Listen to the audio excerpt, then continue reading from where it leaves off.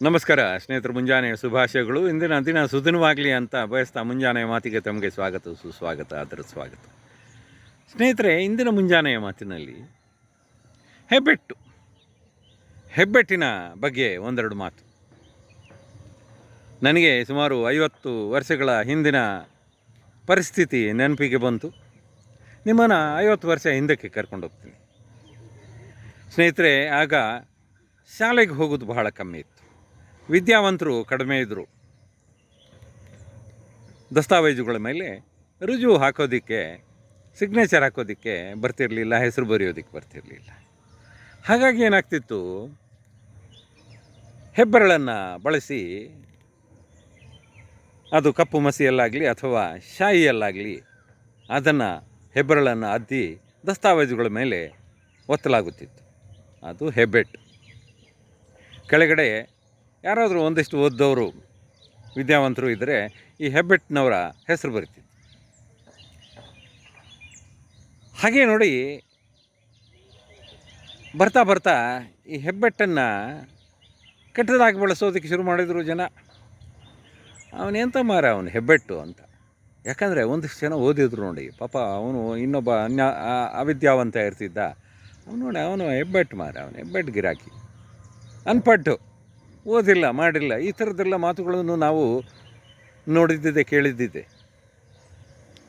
ಆ ಥರ ಶಾಲೆಗೆ ಹೋಗದೇ ಇರೋದನ್ನು ಅಡಕಿಸ್ತಿದ್ರು. ಅಥವಾ ಸ್ವಲ್ಪ ಬುದ್ಧಿಮತ್ತೆಯಲ್ಲಿ ವೀಕ್ ಇರೋರನ್ನು ಕೂಡ ಅವನೇನು ಮಾರೆ ಹೆಬ್ಬೆಟ್ಟು ಗಿರಾಕಿ, ಈ ಥರ ಎಲ್ಲ ಮಾತಾಡ್ತಿದ್ರು. ಬರ್ತಾ ನೋಡಿ, ಶಾಲೆಗೆ ಹೋಗುವ ಸಂಖ್ಯೆ ಜಾಸ್ತಿ ಆಯಿತು. ಆಮೇಲೆ ನೋಡಿ, ಇವತ್ತಿನ ಕಾಲಕ್ಕೆ ನೀವು ನೋಡಿದರೆ ಭಾಳ ವಿದ್ಯಾವಂತರು ಜನ. ಅದು ನೋಡಿ, ಒಂದಿಷ್ಟು ಜನ ಇಂಜಿನಿಯರ್ಸು, ಒಂದಿಷ್ಟು ಜನ ಡಾಕ್ಟರ್ಸು, ಒಂದಿಷ್ಟು ಜನ ಲಾಯರ್ಸು, ಒಂದಿಷ್ಟು ಜನ ಚಾರ್ಟರ್ಡ್ ಅಕೌಂಟೆಂಟ್ಸು, ಒಂದಿಷ್ಟು ಜನ ಕಂಪನಿ ಸೆಕ್ರೆಟರಿಗಳು, ಆಮೇಲೆ ಒಂದಿಷ್ಟು ಜನ ಡಾಕ್ಟರೇಟ್ಸು. ಜನಸಾಮಾನ್ಯರು ಕೂಡ ಡಿಗ್ರಿ ಓದೋದಯ್ಯ, ಮಾಸ್ಟರ್ಸ್ ಮಾಡೋದಯ್ಯ. ಈ ಥರದ ಅವಕಾಶಗಳು ಸಿಕ್ತು ಜನರಿಗೆ. ಹಾಗಾಗಿ ಹೆಬ್ಬೆಟ್ಟು ಮರೆತು ಹೋಗ್ತಾ ಬಂತು. ಆದರೆ ಇವತ್ತಿನ ಕಾಲಕ್ಕೆ ನಾವು ಎಲ್ಲರೂ ಹೆಬ್ಬೆಟ್ಟುಗಳು.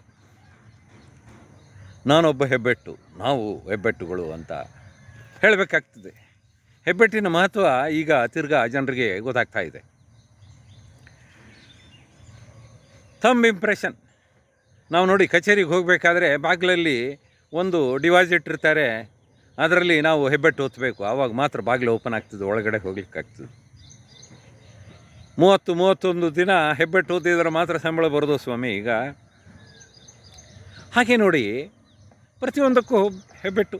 ರೇಷನ್ ಕಾರ್ಡು ಮಾಡಿಸುವಾಗ ಹೆಬ್ಬೆಟ್ಟು, ರೇಷನ್ ತಗೊಳ್ಬೇಕಾದ್ರೆ ಹೆಬ್ಬೆಟ್ಟು.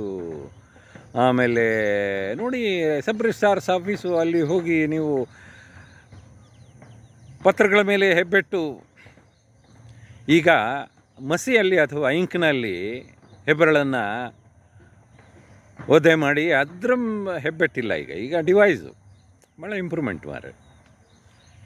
ಹಾಗಾಗಿ ಪ್ರತಿಯೊಂದು ವಿಚಾರಕ್ಕೂ ಹೆಬ್ಬೆಟ್ಟು. ಅದು ನೋಡಿ, ಆಧಾರಕ್ಕೆ ಹೆಬ್ಬೆಟ್ಟಿಲ್ಲದೆ ಆಗೋದೇ ಇಲ್ಲ. ಹೆಬ್ಬೆಟ್ಟಿಲ್ಲದೆ ನಿಮಗೆ ಆಧಾರ್ ಎಕ್ಸೆಪ್ಟಬಿಲಿಟಿ ಇಲ್ಲವೇ ಇಲ್ಲ. ಯಾಕಂದರೆ ಈ ಗ್ಲೋಬಲೈಸ್ಡ್ ಸೆನೆರಿಯೋದಲ್ಲಿ ತಿರ್ಗಾ ಈ ಹೆಬ್ಬೆಟ್ಟಿನ ಮಹತ್ವ ಜಾಸ್ತಿ ಆಯಿತು. ಈಗ ನೀವು ಬ್ಯಾಂಕ್ಗಳಿಗೆ ಹೋಗಿ, ಬ್ಯಾಂಕ್ಗಳಲ್ಲಿ ಸಾಫ್ಟ್ವೇರ್ನಲ್ಲಿ ನೀವು ಕೆಲಸ ಮಾಡಬೇಕಾದ್ರೆ ಮುಂಚೆ ಅದು ಆನ್ ಆಗಬೇಕಾದ್ರೆ ಹೆಬ್ಬೆಟ್ಟು ಅದಕ್ಕೊಂದು ಡಿವೈಸ್ ಇಟ್ಟಿರ್ತಾನೆ ಪಕ್ಕದಲ್ಲಿ. ಅದು ಬ್ಯಾಂಕ್ನಲ್ಲಿ ಕ್ಲರ್ಕ್ ಇರಲಿ, ಆಫೀಸರ್ ಇರಲಿ, ಮ್ಯಾನೇಜರ್ ಇರಲಿ, AGM ಇರಲಿ, DGM ಇರಲಿ, GM ಇರಲಿ, ಯಾರು ಬೇಕಾದರೂ ಇರಲಿ, ಹೆಬ್ಬೆಟ್ಟು ಹತ್ತಲೇಬೇಕು. ಆವಾಗಲೇ ನೋಡಿ ತಂತ್ರಾಂಶ ಓಪನ್ ಆಗೋದು. ಅದು ಕೋರ್ ಬ್ಯಾಂಕಿಂಗ್ ಇರಲಿ, ಅದು ಯಾವುದೇ ತಂತ್ರಾಂಶ ಇರಲಿ. ಹಾಗಾಗಿ ಹೆಬ್ಬೆಟ್ಟಿನ ಮಹತ್ವ ಬಹಳ ಇದೆ ಈಗ. ಹಾಗಾಗಿ ನಾವು ಈಗ ದೊಡ್ಡ ಹೆಬ್ಬೆಟ್ಟುಗಳು.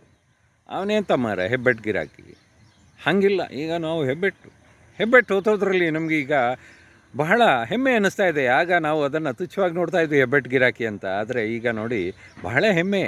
ಹೆಬ್ಬೆಟ್ಟು ಹಾಕಲೇಬೇಕು, ಇಲ್ಲಾಂದರೆ ನಡೆಯೋದಿಲ್ಲ. ಸ್ನೇಹಿತರೆ, ಹೆಬ್ಬೆಟ್ಟಿನ ವಿಚಾರದಲ್ಲಿ ಒಂದೆರಡು ಮಾತುಗಳನ್ನು ಹೇಳೋ ಸೌಭಾಗ್ಯ ನನ್ನದಾಯ್ತು ಇವತ್ತು ಮುಂಜಾನೆಯ ಮಾತುಗಳನ್ನು ಕೇಳಿದ್ದಕ್ಕೆ ಧನ್ಯವಾದಗಳು. ಪ್ರೀತಿ ಇರಲಿ. ಇಂತಿ ತಮ್ಮ ವಿಠ್ಠಲ್ ಬೋಡಸ್ ಮಾಳಮಳ್ಳೂರು. ಜೈ ಶ್ರೀರಾಮ್. ಮತ್ತೆ ಸಿಗ್ತೀನಿ. ನಮಸ್ಕಾರ.